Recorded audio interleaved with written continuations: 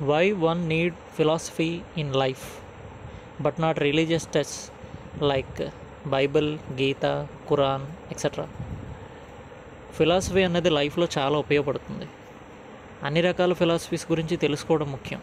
ఎలా ఆలోచించాలి, ఏం చేయాలి, ఎలా మాట్లాడాలి, ఎలాంటి జీవితం గడపాలి, వీటన్నిటిని గురించి తెలియాలంటే ఫిలాసఫీ ఒక్కటే మార్గం. కానీ రిలీజియస్ టెక్స్ట్లైన బైబిల్ కానీ, గీత, ఖురాన్ వీటన్నిటిలో మనిషి ఆలోచన తీరును శాస్త్రీయంగా మెరుగుపరిచే అంశాలు 100% ఉండవు. వాటిలో పాతతరం మనుషుల మూఢత్వం ఉంటుంది, అజ్ఞానం నిండిపోయి ఉంది. వాటిని కంప్లీట్గా ఫాలో అవ్వడానికి లేదు. వాటిలో ఆలోచింపచేసే విషయాలు, మంచినీతి మాటలు ఉన్నాయి కాదన్నాం, కానీ అవన్నీ కూడా ఒక్క అంశం మీద బేస్ అయి ఉన్నాయి.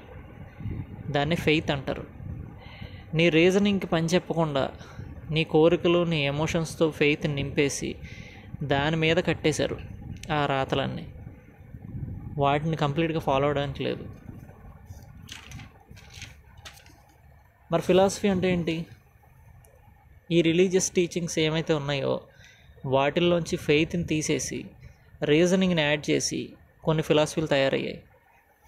మనిషి ఆలోచనల నుంచే పుడతాయి. రిలీజన్ అయినా, దేవుడైనా, ఫిలాసఫీ అయినా అన్నీ మనిషే తయారు చేశాడు. కానీ మనిషిలో బతకడానికి కావాల్సింది విచక్షణ. విచక్షణ ఉపయోగించి బ్రతికేలా చేసేదే ఫిలాసఫీ. అందుకే ఫిలాసఫీ గురించి తెలుసుకోవాలి అందరూ. కానీ ఇక్కడ ఒక పాయింట్ ఏంటంటే, ప్రతి మనిషి మాట్లాడేది మనం ఫిలాసఫీ అనుకుంటాం. అది పొరపాటు. ప్రతి మనిషి మాట్లాడేస్తున్నాడు. చిలక పలుకుల్లాగా ఆలోచించకుండా ఒక అథారిటీని బేస్ చేసుకుని, అంటే చిన్నప్పుడు వాళ్ళ పేరెంట్స్ కానీ, వాళ్ళ టీచర్స్ కానీ ఎవరైతే చెప్తారో, ఒక అధికారం ఉన్న వాళ్ళు చెప్పిన మాటల్ని దాన్ని మైండ్లో పెట్టుకుని దాన్ని రిపీట్ చేస్తున్నాడు.